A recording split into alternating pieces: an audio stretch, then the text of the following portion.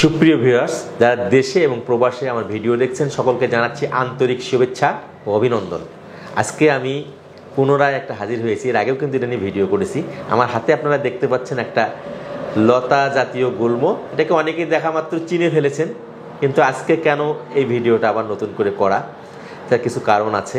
তা আমি আপনাদের সঙ্গে প্রথমত এই গাছটা সম্পর্কে একটু পরিচয় যেহেতু করিয়ে দিয়েছি, পুনরায় আবার একটু পরিচয় করে দিচ্ছি। লতা জাতীয় উদ্ভিদ এবং বনে বাদরে ঝোপঝাড়ের মধ্যে গাছটা জন্মে। বর্ষজীবী উদ্ভিদ। বর্ষজীবী যেহেতু এর কিছু ফুল ফল হয়, পরাগায়ন হয় এবং বীজের মাধ্যমে কিন্তু বংশবিস্তার করে থাকে। এই গাছটার গায়ে কাটা থাকে এবং পাতাগুলো দেখতে পাচ্ছেন এখানে 5টা শিরা আছে।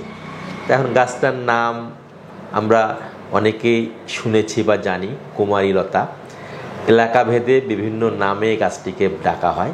কোথাও কোথাও বলা হয় যে বিলাই হাঁসরা, কোথাও বাঘ হাঁসরা বলা হয়, ইংরেজিতে বলা হয় ইন্ডিয়ান সেমিলেক্স নামে পরিচিত। আপনারা গুগলে বা সার্চ দিলেও পাবেন। আপনাদের এলাকায় কী নামে গাছটাকে ডাকা হয় আপনারা কমেন্টে অবশ্যই লিখে জানাবেন। আর একটা কথা হলো কি, এই গাছের অনেকগুলি উপকারী দিক আছে।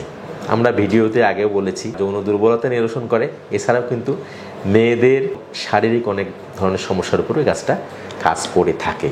এই গাছের যে ডগাটা থাকে, এই ডগাটা আমরা আগের ভিডিওতেও বলেছিলাম যে এর কিন্তু ডগাটা পাওয়া যায় না।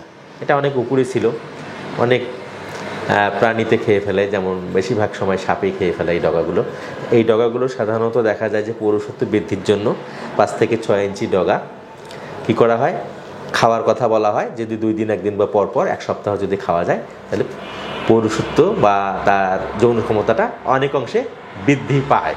এই গাছের পাতা, মূল এবং ডগা প্রতিটাই কিন্তু উপকারী।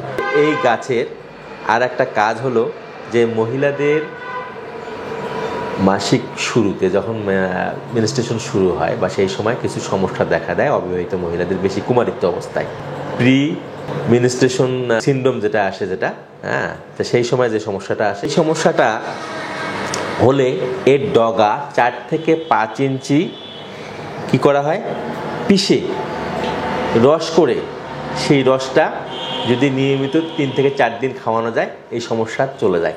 আর একটা কথা কি, মনে হয় যখন এই ডগাগুলো বের হয় সাধারণত চৈত্র বৈশাখ মাসে, তখন দেখতে কেমন দেখায়, মনে হয় যেন অলঙ্কৃত একটা সুন্দর রমণী দাঁড়িয়ে আছে। দেখা যায় যে বাত ব্যথা বা বিভিন্ন ধরনের ব্যথা হয়, জয়েন্টে ব্যথা বা বিভিন্ন ব্যথাগুলো হয়ে থাকে, সেই ব্যথা কিন্তু নিরাময় করতে পারে। আবার বাইরে গবেষণা দেখা গেছে এর রাইজন থেকে কিন্তু পাউডার তৈরি করে এটা কিন্তু আবার ক্যান্সার নিরাময়ও কাজ করে থাকে। আয়ুর্বেদিক শাস্ত্রের কিন্তু একটা বিশাল ব্যবহার আছে, যেটা আমরা অনেকেই জানি না। আমাদের পরিবেশ থেকে এবং আমাদের লোকালয় থেকে কিন্তু আস্তে আস্তে হারিয়ে যাচ্ছে। এগুলো কিন্তু সংরক্ষণ করা প্রয়োজন, যেহেতু এত উপকারী, কিন্তু আমরা যেটা ওষুধ কিনেও সম্ভব হয় না। তার জন্য আমরা এই কুমারীলতাকে সংরক্ষণ করব এবং কুমারীলতার উপকারিতা একে অপরকে জানাবো, যার জন্য এই ভিডিওটা আপনারা অনেক শেয়ার করবেন, যারা অন্যেরাও উপকৃত হয়।